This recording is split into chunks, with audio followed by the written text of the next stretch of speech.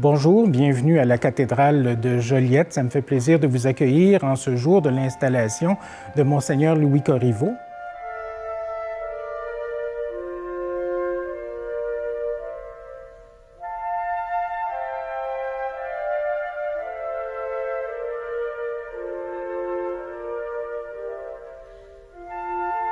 Il y a une fébrilité autant dans tous les employés ou même les prêtres. On est très heureux d'accueillir Monseigneur Corriveau comme 7e évêque du diocèse de Joliette. Nos cœurs, je crois, sont en liesse et en quelque part, on peut avec lui dire « Parle, ton serviteur écoute ». Moi, ce que je souhaite ce soir, là, je l'ai dit à Joël, j'ai dit, ce genre de célébration-là, on peut tellement être accaparé par toutes sortes de détails qu'on en finit par oublier qu'on célèbre notre Seigneur Jésus-Christ. J'aimerais ça ce soir, rester concentré sur ce qui fait l'essentiel. C'est lui qui appelle, c'est lui qui donne les pasteurs, c'est lui qu'on célèbre ce soir.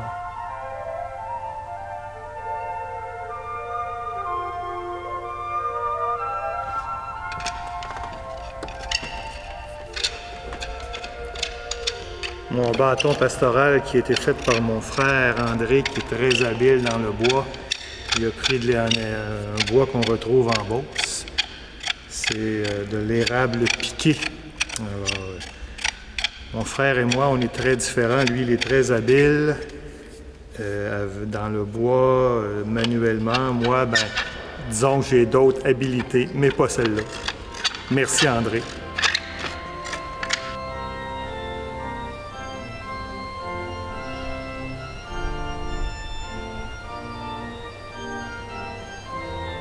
J'arrive avec le sentiment que vraiment l'Esprit Saint s'est arrangé pour que je vienne à Joliette.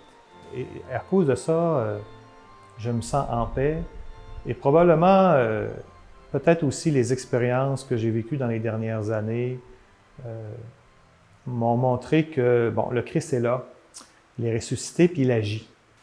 Et ça c'est dans les dernières années, je dirais même les derniers mois, il y a quelque chose qui s'est approfondi en moi dans cette conviction que l'Esprit Saint est capable de rejoindre chaque personne.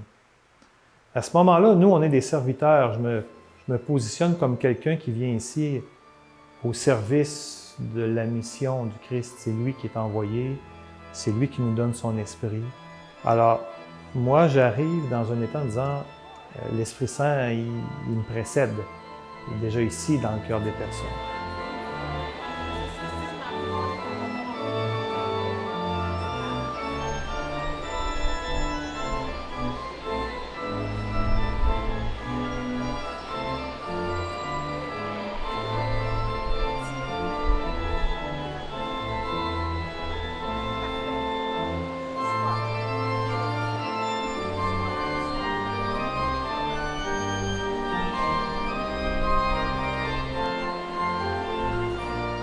Bon, Monseigneur Corriveau, je pense, arrive avec une vision, une intuition intérieure, un lien profond avec la parole de Dieu. Je ne le connais pas beaucoup, mais dans le peu de temps que je l'ai vu, déjà ça transparaît.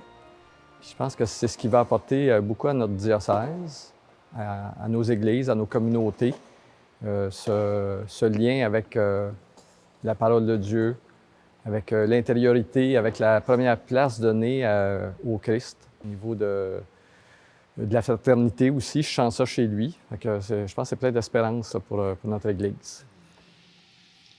C'est alors que nous avons pensé à toi, frère vénéré, qui dans ta charge d'auxiliaire de l'archidiocèse métropolitain de Québec s'est distingué tant par ses qualités humaines et spirituelles que par son dynamisme dans les tâches à accomplir. C'est pourquoi nous t'avons jugé apte à remplir une charge supérieure. En conséquence de l'avis de la Congrégation pour les évêques et en vertu de notre autorité apostolique, nous te délions par cette lettre de l'Église titulaire de Aréna et de ta charge d'évêque auxiliaire, et nous te nommons évêque de Joliette, avec les droits et les devoirs qui sont reliés à cette charge.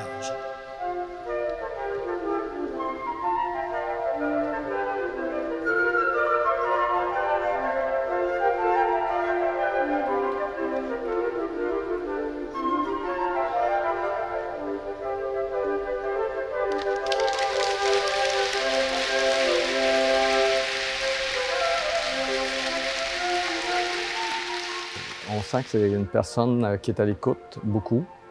Donc, je ne pense pas qu'il arrive avec un gros plan tout prédéfini, mais il va commencer par, c'est ça, par connaître son diocèse, connaître les gens, connaître les dynamiques qu'il y a ici, l'histoire de cette église diocésaine de Joliette, puis il va s'insérer là-dedans.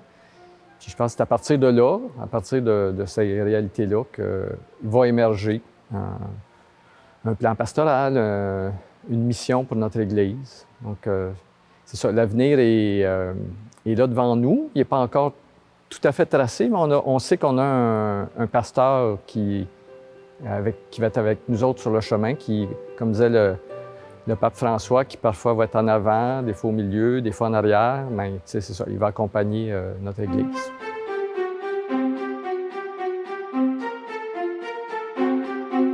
Alors, cette cathédrale, l'histoire de cette cathédrale est intimement liée à l'histoire du village de l'Industrie et de la ville de Joliette. On doit remonter à 1823, dans le fond, pour comprendre qu'il y a eu un village de fondé ici par un entrepreneur, Barthélemy Joliette, qui a voulu faire valoir le potentiel hydraulique de la rivière de l'Assomption et les droits seigneuriaux de sa belle famille, les Tarieux de Lanaudière. Mais Barthélemy Joliette va sentir dès 1830 la nécessité pour ses censitaires de la présence d'une église paroissiale.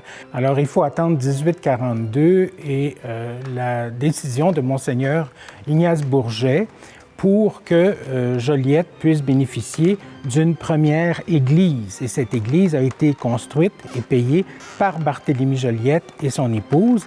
Elle était située entre le cégep actuel et la cathédrale. En 1880, Joliette est rendue à environ 6 000 de population. On comprend que la petite église de Barthélemy Joliette ne fait plus le poids et il faut construire une nouvelle église paroissiale et ce sera celle-ci. Le décor peint dans cette cathédrale est remarquable. On note d'abord au retable le tableau d'Antoine Plamondon, Saint-Charles-Borromée distribuant la communion au pestiféré de Milan. Ensuite, vous avez la voûte avec des tableaux de Suzor Côté. On lui en avait commandé 25, soit 15 pour représenter les mystères du rosaire et 8 pour représenter les scènes de la vie du Christ et de la Vierge.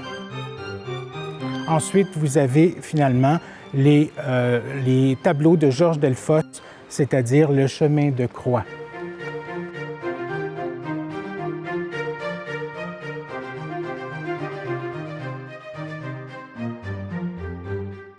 Le diocèse de Joliette, dans le fond, a été fondé le 27 janvier 1904 par sa sainteté le pape Pie X. Détachement, évidemment, du diocèse de Montréal.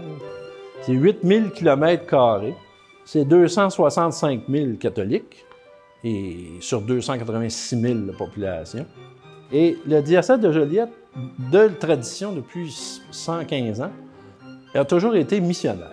Il a toujours été un caractère missionnaire, c'est de retrouver cet élan missionnaire. Et en même temps, le diocèse de Joliette est toujours reconnu pour son attachement, son dévouement, son engagement, autant religieux que laïque, auprès des pauvres. Ce siège-là était à l'Assemblée nationale au début du 20e siècle, qui a été donné par, je pense qu'on l'appelait l'orateur peut-être à l'époque, ou le président de l'Assemblée nationale, celui qui donne la parole. Et il a été donné au premier évêque de Joliette, Monseigneur Archambault. C'est un défi global, l'évangélisation, le tournant missionnaire. On a tous des défis qui se ressemblent beaucoup. Moi, en tout cas, ma préoccupation dans les prochaines années, c'est de dire comment passer de plus en plus dans cette Église qui est autre. Et on pressent tous ça. Il s'agit de dire, bon, mais comment on va faire en sorte, et surtout ensemble, le mot ensemble est très important. Ça, le cardinal Lacroix à Québec en parle souvent quand il dit tout seul, ça va plus vite, mais ensemble, on va plus loin, mais il y a une grande sagesse dans ça. On doit redevenir de plus en plus ce que nous sommes. Une Église, normalement, elle est faite pour la mission. On arrive d'une autre époque où on avait moins cet élan vers l'autre. C'est normal, c'était une autre époque.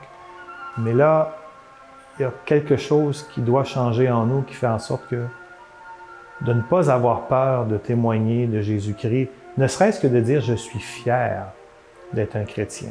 Alors, c'est un peu comment je vois ça les prochaines années ici. On va se laisser conduire par l'Esprit.